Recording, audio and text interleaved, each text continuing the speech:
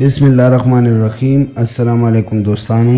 زه یم میرولي خان او تاسو ګورئ تعمیر الاسلام چینل.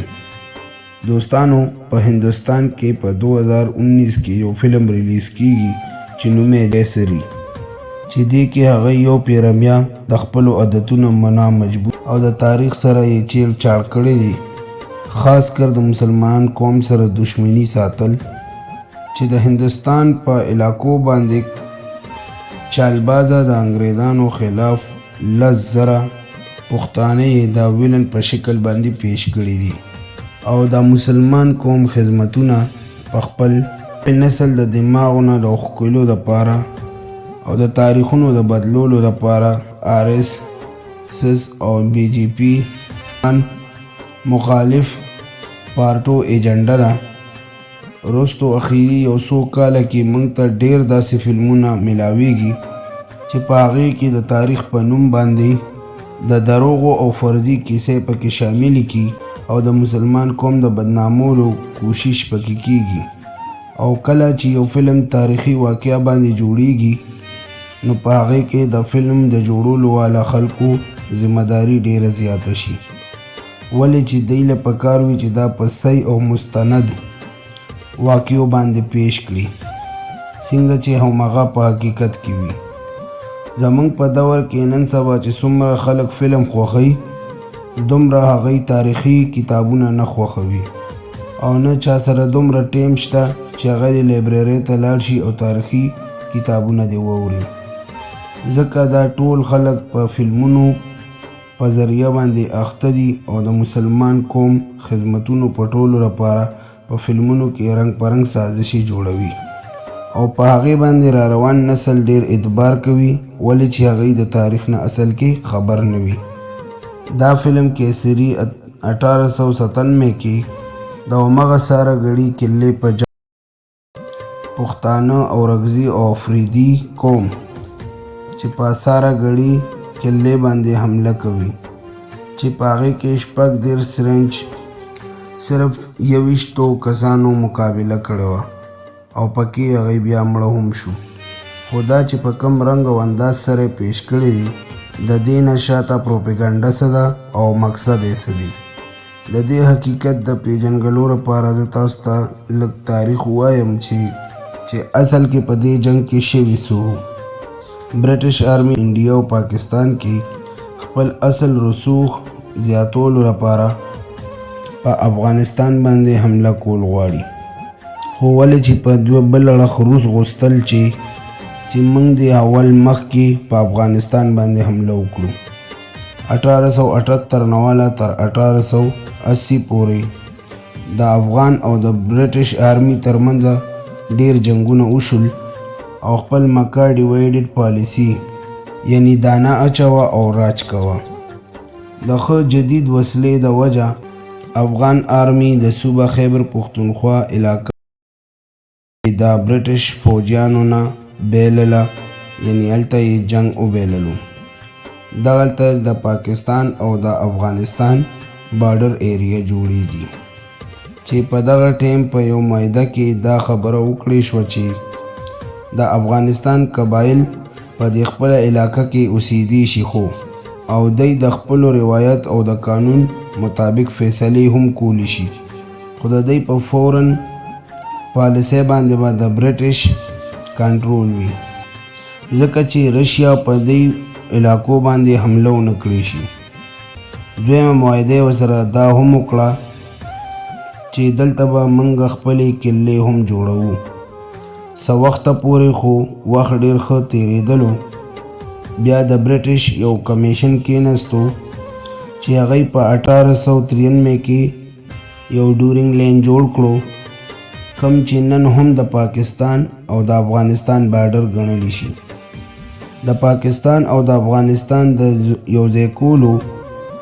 ټولو کې ښه لاره ده خیبر پاس چې د هغې نه لږ ښکته کوهاټ دی. د دې علاقې نه 100 کیلومیټره کې یو بله علاقه ده چې هغې ته وایي سمانا رینج. دا پهاړي علاقه کنټرولولو لپاره برټش خو ډېرې غټې او وړې کلې جوړې کړې وې، خو په دې کې درې د ټولو نه اهم کلې وي چې پکې یو فورټ ګلستان، دویمه فورټ لاکرټ او دریمه ساراګري. دا درې کلې موجودې. دا ساراګلي د دواړو کلو نه په 2.5 کیلومتر فاصله کې منځ کې پرته وه. دې ساراګلي د کمیونیکیشن کار کولو، ولې چې دغه ټیم کې د ټیلیفون او د ټیلیګرام تارونه به د دغه ځای خلکو شلول، ځکه یې د انور او د شیشې په تور باندې به دوی خپلو کې یو بل ته اشارې ورکولې او په هغه اشارو سیګنلو باندې به دوی خپل ټیم تیرولو چې دې کمیونیکیشن ته هیلوګرافي ویلی شي. په لوکارټ کې 168، په فورټ ګلستان کې 178 او په منځ کې د ساراګلي قلعه کې د 14 سیکان موجود او خپله ډیوټي یې ورکوله. او په دویمه طرف باندې پښتانه هغه غیرتمند قوم چې چرې هم د چا غلامي نشي برداشت کولی. دغه غیرتمند پښتانه د دې انګریزانو نه ډیر زیات تنګ وو، ځکه یې په 12 ستمبر 1897 باندې د دغه علاقې افریدي قبایل د اورکزۍ قبایلو سره یوځای شو او د 10,000 کسانو سره په ساراګلي باندې یې حمله وکړله، ځکه چې دا ساراګلي د دواړو قبیلو په منځ کې وه او دې باندې به د یو بل ته سیګنل د یوې کلې نه بلې کلې ته رسول. د پښتنو مقصد دا و چې د ګلستان او د لوکټ خپلو کې د کمیونیکیشن دا لینک ختم شي. د دې ساراګلي په دننه د 21 سیکانو فوجیانو انچارج نومو حوالدار ایشر سنګ چې د ده دا کردار ادا کړی دی اشکمار. افغان فوج د جنگ نه مخکې دغه سیک آرمي ته اډر وکړو که تاسو د جنگ نه مخکې مونږ ته دا قلعه خوشي کړې نو مونږ به تاسو ته هیڅ هم نه وایو، ولې چې دا آرمي والا ټول سیکانو او د پښتنو جنګو برټش انګریزانو سره. خو ولې چې برټش انګریزان فوجیانو په خپله هوښیارۍ باندې دا سیکان دلته کې تعینات کړي وو، ځکه چې د دې نه مخکې یې په پنجاب کې د مهاراجا رنجیت سنګ فوج به اکثر لا د افغانو سره په جنګ و او د دغه دشمنۍ نه انګریزانو فایده واخیسته. کله چې د 21 سیکان فوجیانو قلعې د نه خالي کېدو دپاره انکار وکړو او د هغه وخت د جدید اصلې سره دغه فوج په افغان پښتنو باندې حمله وکړه چې چا د جهاد او د ازادۍ اواز اوچت کړی و. نو دغه سیکانو فوجیانو د برټش انګریزانو غلامي او وفاداري یې ثابته کړه او تقریبا 600 افغانیان یې پکې دغسې قتل کړل چې کله افغان فوج د قلعې نه یو خوا بل خوا په اوچو اونو بوټو باندې اور ولګولو او د دی نه پټ شو او په قلعه یې د بل اړخ نه په پټه حمله وکړه، نو په دیوال کې یو سوری اوښکو، نو د هغې سوري په ذریعه دی دننه ورغلل او همدغه شان یو سیک جنګ کولو او مړ کېدو. اخیری کم سپاهي چې د چت باندې موجودو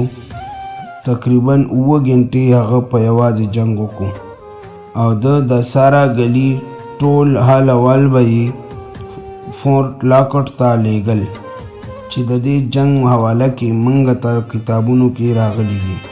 د دې کس نوم و ګورمویک سنګ چې د مرګه پورې یې تقریبا 20 افغانیان شهیدان کړل. فورټ لاکټ کې چې د لرې نه ناس انګریز په دوربین کې دا ټول حالات لیدلو، خو دوی ته په مدد رسېدو کې ډیر زیات وخت لګېدو. چې کله یې مدد ورسولو نو د افغان سپاهیانو نه واپس دا قلعه واغستله. خو دا واقعه د فلم په دننه داسې د وطن سره د مینې محبت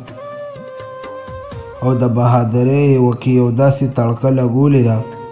چې د حقیقت نه بالکل مختلفه ده. ولې چې په دې فلم کې د جنگ اصل وجه د یو فرضي واقعه ښولې ده چې په هغې کې موږ ګورو چې د افغان فوج امیر یا یو مولا یو ښځې ته د شرعي قانون مطابق سزای موت ورکوي، نو اوشک سنگ یعنی اشوک کمار دغه جینۍ د دی نه بچ کی. لہذا په خپلو کې په دننه معاملاتو بدلې اخیستو دپاره دی دا خره کي چې یره پښتانه په اساره ګلي باندې حمله کول غواړي او د دې جینۍ نه چې کله سر کټ کوي نو سورت فاتحه ته مخکې ووایي چې د دې واقعې سره د لرې لرې پورې څه تعلق نشته. خو ولې چې دې له به د دومره رنګ ورکول ضروري و ځکه چې د ټولې دنیا خلکو ته وښایي چې قرآن کې د ظلم او د جبر تعلیمات ورکولی شي چې دغه شان یې ټول منزل بدل کړو او د ازادۍ دپاره چې کم پښتانه راوتي وو نو هغه یو ظالم کون وښولو.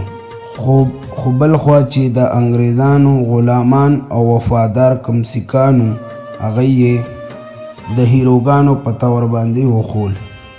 د دې نه علاوه موږ ته د تاریخي واقعو نه پته لګي چې کله پښتنو دې سیکانو ته د کلې د خالي کولو حکم ورکړو نو د دې فلم په دننه اشوک کمار دا دروغ وایي چې انګریز فوج موږ ته د دې کلې د پرېښودو حکم راکړو ځکه چې دوی دا سیکان خلکو ته وښایي چې دوی په بهادرۍ باندې په خپله دغه مرګونو ته ځان ورمخکې کړی دي. او په دې فلم کې به تاسو ته ځای په ځای د ازادۍ ګانې ملاویږي چې د کتلو والا د دې فلم ټول تصور د ازادۍ دپاره لاړ شي چې دې سیکانو د ازادۍ دپاره ټولې قربانۍ ورکړي دي. ولې چې په دې فلم کې په جنگ په دوران کې یو سیک فوجي هم جمدی پاتې نشي او د دې فلم ډایرکټر د ازادۍ رنګ په دې فلم باندې وچولی دی او دا فلم د دروغو د پروپاګانډې دپاره یې استعمال کړو. ولې چې د انګریزانو په دې جنگ باندې لیکل شوي کتابونو باندې هیڅ د رښتیا کولو ګارنټي نشته. ولې چې دوی په خپله د سیکانو محتاجي ته جوړ شوي وو او نور خو موږ د انګریزانو د برټش فوج د چالونو نه ښه واقفه یو. دور تاریخدان سیک جے سیان سیک لیکلی چې په دې جنگ کې کم سیګنل مین په ټولو کې اخیری پاتې شي نو هغه سره چې کله کالتوس ختم شي نو په اخیری کالتوس باندې په خپل ځان اولی. خو په دې فلم کې څه الټه ښایي چې کله چې اخیری سیګنل مین پاتې شي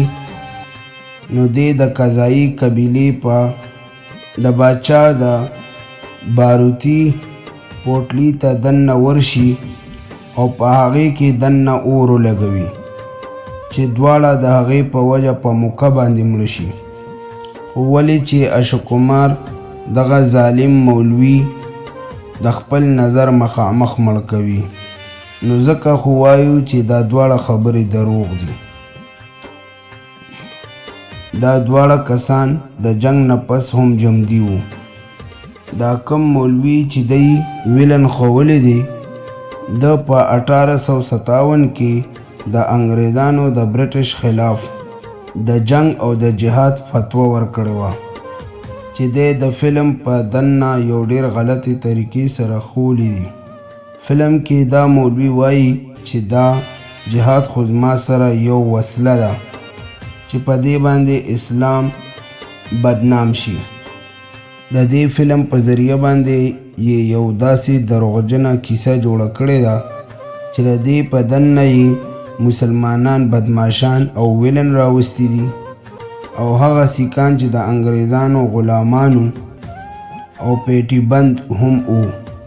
هغه یې د هیرو په نظر راوستی دي، یعنی خوش اخلاقه او ښه خلک یې راوستی دي او چې تر کومه پورې د موږ روان نسل همدا فلم ګوري نو د هغوی په زړونو کې به د مسلمانانو دپاره نور نفرت هم پیدا کیږي او د دې په ذریعه به د پښتنو قربانۍ د تاریخ نه ختم شي او پښتانه به یو دوکه‌باز د ملک دشمنان او غداره به ښکاره شي او وبخولی شي چې دی د اسلام په نوم باندې ظلم او جبر زیاتې خورول غواړي. د دې کاونټر کولو دا یوه طریقه ده چې موږ د هم داسې خلاف فلمونه جوړول تیار کړو، خو ولې چې د موږ پاکستانی ډرامو او فلمونو والا خلک د عشق معشوقې ډرامو نه فلمونو نه وزګارېږي او نه د خواښې انګور د جګړو د ډرامو نه وزګارېږي. دې خلکو سره د داسې تاریخي فلمونو نه څه علم شته او نه د داسې فلمونو جوړولو څه شوق شته. بس زمونږ الله تعالی ته دعا ده چې الله دې داسې خلکو ته هدایت ورکړي. ما ته امید دی چې تاسو به نن زما د دې ویډیو نه ډېر ښه سبق اخیستی وي او دا ویډیو به هم ستاسو ډېره خوښه شوې وي. که دا ویډیو ستاسو خوښه شوې وي نو دا لایک کړئ او د خپلو دوستانو سره شیر هم کړئ او زمونږ ملاقات به انټرسټینګ ویډیو کې کیږي. تر هغه ټیمه پورې د خپل ځان خیال ساتئ، موږ په دعاګانو کې یاد ساتئ. والسلام.